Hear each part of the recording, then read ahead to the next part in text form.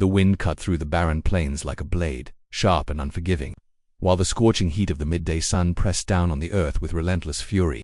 Daniel Rogers stood beneath it, his broad hands gripping the worn leather reins of his horse. The air around him shimmered with heat, making the distant horizon seem like a mirage. His body had long since grown numb to the sweltering embrace of the sun, but the weight of the world still pressed down on him, each step of his horse sinking deeper into the dry, cracked soil beneath. For years Daniel had lived in the quiet, unforgiving expanse of the land, fighting against it, struggling to hold on to what he had built. But now, even his once steady resolve had been eroded. His ranch was failing slowly at first, like the trickle of a dying stream, but now it had reached a point where there was no denying it. The cattle were sick, their ribs sharp beneath their coats, their eyes dull and listless. The land, once fertile and full of promise, had turned into a wasteland, barren and parched, as if the earth itself had turned its back on him. The ranch had once been a symbol of his pride, but now it felt like a shackle, a reminder of all he had lost. His soul, too, had grown thin, worn from years of regret. He thought of the faces of those who had betrayed him, the ones who had once called him brother, friend, partner, now ghosts haunting his every thought.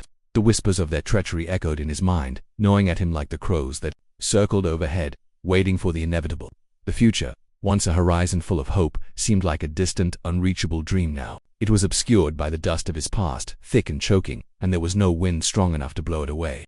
The sun beat down like a curse, and there was no shade to hide under. There was no escape from it, not the heat, not the guilt, not the overwhelming sense that the life he had fought for was slipping away, inch by painful inch. Yet he stood there, rooted to the spot, as if the weight of the land itself had become part of him. The wind howled in the distance, but it felt more like a warning than a relief. Memories drifted through his mind like fading photographs, each one slipping further away from his grasp, softening with time. He remembered his younger sister Rose, running through the fields with her wild curls bouncing in the breeze. Her laughter had been as bright as the summer sun, a sound that once filled their home with warmth and joy. He could still see the way her bright eyes sparkled with mischief, always chasing some adventure that seemed just out of reach. He remembered their mother, the way she smelled of fresh bread baking in the kitchen, the scent lingering in the air long after she'd pulled the loaves from the oven. The warmth of her embrace was something Daniel held close in the quiet, lonely moments. She had been the heart of their family, her presence, the steady rhythm that kept everything together. He'd never told her how much he loved her, how grateful he was for everything she had given him. And now with her death, that chance was gone, leaving nothing but a hollow space in his heart. The years had passed, one after another, and with them, all the words Daniel had wished he'd said, the times he'd meant to tell her that he appreciated her sacrifices, that he understood the quiet strength it took to keep the family together. But the days slipped away, and the seasons changed, as they always did. Rose had left for the city, years ago, chasing her own dreams, her own life, leaving Daniel behind to tend to the land, the only thing that had ever felt like home. She had called once or twice, but it was never enough to fill the empty space between them. Now, it was just him and the land alone, the endless horizon stretching out before him like an unbroken promise of solitude. The fields he had once worked with his family had become nothing more than a dusty wasteland, the soil hard and unyielding. The house, once full of life, stood silent. Every room felt empty without his mother's soft hums in the kitchen or Rose's laughter echoing through the halls. If only I could turn back. The thought haunted him, creeping in with every passing moment, but there was no going back. There was no undoing the mistakes, no way to gather up the pieces of a past that had slipped through his fingers like sand. And now, all he had left was the land, a constant reminder of all he had lost. The smell of smoke reached his nostrils, faint but unmistakable. It clung to the air like an old memory, both familiar and strange. As Daniel rode closer, his eyes narrowed in the dimming light, searching the horizon. Then he saw it, a flickering glow, small and distant, cutting through the vast emptiness of the plains like a lone star in the night sky, a campfire. Curiosity piqued. He urged his horse forward, his body tensing with a strange anticipation. His hand gripped the reins, knuckles white against the leather, as he moved closer to the source of the warmth. The firelight danced against the darkening sky, casting long shadows that seemed to stretch and bend with the wind. As he approached, he saw her, a woman, sitting on the ground by the fire. She was hunched over, her face drawn with exhaustion, the lines of hardship carved deep into her features. 3 small children clung to her side, their heads tucked into her worn coat, faces pale and tired. The light from the fire flickered off their faces, showing a world of quiet desperation, yet something about them felt different. There was fire in the woman's eyes, a quiet strength that refused to be extinguished. Despite the ragged clothes and the weariness in her bones, she was still holding on. Daniel's heart tightened in his chest. He had seen the look before, the same look he saw in the mirror every morning, worn thin from a lifetime of struggle. But hers was different. There was something raw, untamed, in the way she sat there, in the way she held her children close, as if nothing, not even the world itself, could tear them apart. As he dismounted from his horse, the woman's eyes lifted, locking onto his. For a moment, neither of them moved. The wind whispered through the trees, the only sound in the quiet night.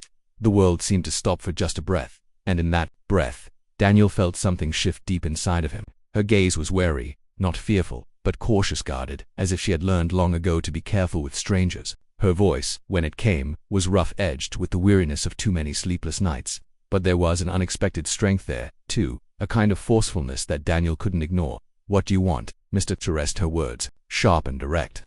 For a moment, Daniel stood frozen, his mind racing with questions. Why was she out here in the middle of nowhere, with no shelter and no clear path? What had happened to her? Why were these children here, huddled together for warmth and protection? He opened his mouth to speak, but the words didn't come right away. He hadn't prepared for this. He hadn't expected to find anyone out here, let alone someone like her.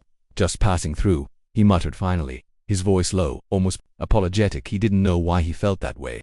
There was something about her, something in the way she sat there, so still, so steady, that made him feel guilty, as if he were intruding on something sacred. But even as the words left his lips, he knew they were a lie. He wasn't just passing through. He had been searching for something, though he couldn't name it yet. Maybe it was the same thing she was searching for, though neither of them would say it aloud. As he looked into her eyes, something shifted inside him. It was like a door had cracked open, just a little, enough for the faintest light to slip through. It was as if he had been waiting for this moment, for something, or someone, to pull him out of the dark. The wind seemed to hold its breath, the rustling leaves falling silent for just a heartbeat. "Who are you?" Daniel thought to himself, the question rising in his chest like a storm he couldn't quiet. But he didn't ask it aloud. Instead, he stood there, watching her, as the fire flickered between them, casting shadows that seemed to stretch out, reaching toward some unknown future. And in that silence, the air between them thickened, charged with the weight of unspoken words. Days passed, and the image of her face stayed with Daniel like a shadow he couldn't shake off. It haunted him in the quiet of the night, when the weight of the world pressed down on him, and even the stillness of the land seemed to reflect the emptiness he felt inside. It was strange. He had only seen her once, but she lingered in his mind. He found himself thinking about her more than he wanted to. The quiet strength in her eyes, the way she held her children close, as if she were the last line of defense against a world that had turned cruel. He couldn't ignore it. He couldn't turn his back on her like he had on so many other things. There was something in the way she had looked at him that had stirred something deep within, something he hadn't felt in years, a kind of connection, no matter how small or fleeting. And so, Daniel found himself drawn to the camp again and again. Each time, he brought something with him: food, blankets, whatever he could spare from his dwindling supplies. He didn't know why he did it, except that he couldn't stand the thought of them out there alone, with no one to help. Each visit brought more of her story to light, little by little. Her name was Sarah. She had fled a cruel husband, a man who had beaten her down in every sense of the word, until she couldn't take it anymore. So, she had run, bringing her children with her, seeking refuge in the barren wilderness, far away from the life she had once known. She spoke of it in a way that was both matter-of-fact and reluctant, her words heavy with the weight of survival. The things she had endured, the things she had fought through, left an impression on Daniel. She didn't wallow in self-pity or anger. There was no bitterness in her voice, just a quiet, dignified acceptance of the life she had been given. It was stronger than he had ever given anyone credit for. The strength wasn't in her muscles or her ability to endure physical labor, though she was more than capable of that. It was in the way she held herself, the way she kept moving forward even when everything seemed lost. It was the strength of a woman who had learned to survive, no matter the cost. And in some strange way, Daniel admired that. He had spent so many years wallowing in his own failures, drowning in regret, and here was Sarah, someone who had every reason to give up. But she hadn't. She kept going. She kept fighting for her children, for her own future, no matter how bleak it seemed. As the days wore on, Daniel felt something shift inside him. The emptiness that had consumed him for so long, the gnawing sense of loneliness, of despair, beginning to fill with something else. Something raw, something undeniable. He didn't know what to call it, but he felt it every time he went to the camp, every time he saw her face. It was a connection, a bond that was formed in the quiet spaces between words, in the shared moments of silence. For the first time in years, Daniel didn't feel completely alone. And that, in itself, was a miracle. The winds had begun to shift. They carried with them the scent of rain, thick and heavy in the air, and for the first time in what felt like forever, there was a feeling of hope. The sky seemed to open up, and the clouds rolled in, dark and thick, promising a storm. Daniel watched the clouds gather on the horizon, feeling the change in the air. The land was thirsty, and so was he, thirsty for something he couldn't quite name, but could sense in every gust of wind that blew through the trees. In every fleeting moment he spent by the fire with Sarah and her children, The storm was coming, and Daniel knew that it would change everything. Asterisk, asterisk, but choices were never easy, and this one felt heavier than any he had ever faced before. As Sarah's presence in his life grew, so did the conflict within him. She had become a part of his daily thoughts, the way her laugh carried in the evening breeze, the softness of her voice as she spoke to her children, the tenderness in the way she held them close. He couldn't ignore her anymore. She wasn't just a stranger he had helped once or twice. She was a part of his world now. But Daniel was a rancher. He was a man of the land, bound by duty to his cattle and to his own survival. His life, his very identity, had always been tied to this land. Helping Sarah, taking her in and giving her a place in his life, would mean risking everything he had left. His ranch, his livelihood, his independence. It was all he had. Could he afford to lose it all? He had worked for every inch of the land he owned, fought against storms and droughts and the endless grind of survival.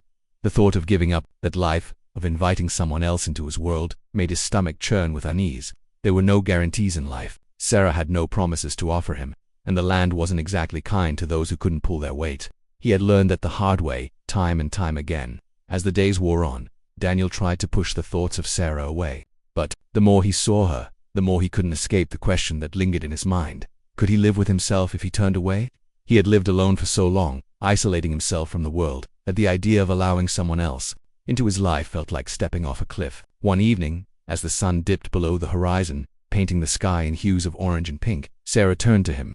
The campfire flickered between them, casting long shadows across her face, but it was her eyes that held him quiet, searching, waiting. There was a question there, unspoken, one that neither of them had dared to voice until now.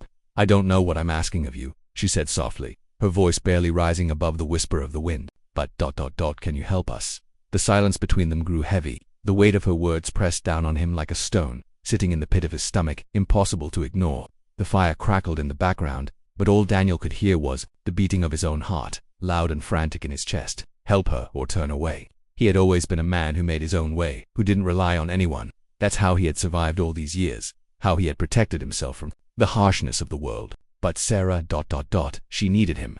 And for the first time in a long time, Daniel wasn't sure if he could live with the choice of walking away. The wind shifted, carrying the scent of rain, but it couldn't wash away the feeling that had settled deep inside him. The choice wasn't clear, and he knew whatever he decided would change the course of his life forever. The decision didn't come easily, but it came nonetheless. Daniel could feel it in his bones.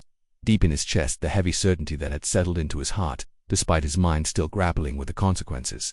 There were so many doubts, so many fears swirling around him. The life he had built, the life he had clung to for years, had come to this moment, this choice. But as the days passed, the weight of it all began to fade, replaced by something stronger, something that felt like the pull of gravity itself. The morning light broke through the darkness like a promise that he could no longer ignore. The night had been long, the weight of his decision pressing on him like the sky pressing on the earth. But now, as the first hints of daylight crept over the horizon, the last of the night's shadows retreated, surrendering to the day. The winds had died down, and the air was still, as if the earth itself was waiting for him to move. Daniel stood at the edge of his land, staring out at the wide, empty stretch that had once felt so comforting, so familiar. It had always been his to work, his to protect, his to keep. But now it felt different. The land that had been his fortress, his refuge, was just dirt beneath his boots. The feeling of ownership was gone, replaced by a quiet acceptance that maybe it was time to share what he had left.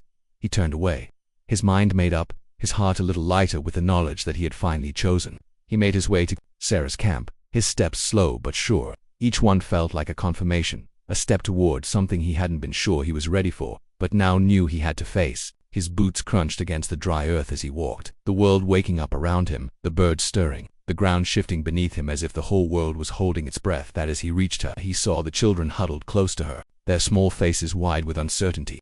They didn't know what was coming. They didn't know if they could trust him. Sarah stood too, waiting, her eyes scanning his face as if trying to read the truth in him. For a moment, the air hung between them, thick with the weight of what he was about to say. He stopped in front of her, taking a deep breath, feeling the weight of his own vulnerability.